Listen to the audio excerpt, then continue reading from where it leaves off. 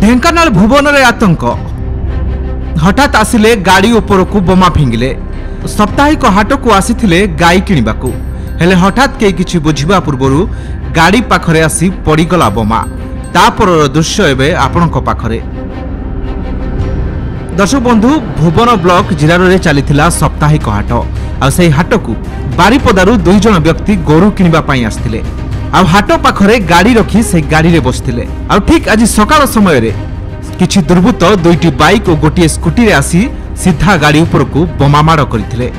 निर्वाचन जेतिकी पाखे आसुची बढ़ुची लुटरांक राज। भुवन पुलिस स्टेशन कहतु कि कामाख्यानगर पुलिस स्टेशन दिन दिही पर चलती लुटपाट।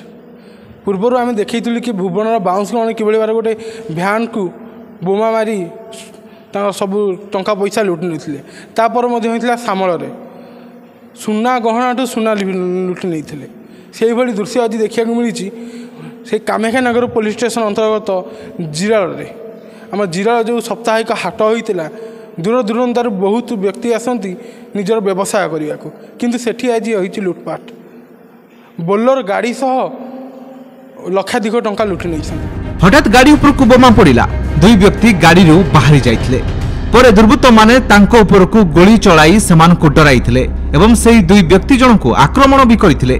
आ तांको ठारू लक्षाधिक टंका और बोलेरो गाड़ी छड़ाई नैथिले। तेबे बारंबार एभली घटना एही अंचल रे घटुथबा बेले पुलिस एहाकु रोकिबारे असफल होउची, जहा पई स्थानीय लोके एबे चिंतारे। एबे देखिया बाकी रहिला पुलिस एथिबो किभली कार्यानुष्ठान ग्रहण करूची। ढेंकानाल ईश्वर रिपोर्ट, कलिंग टुडे लाइव।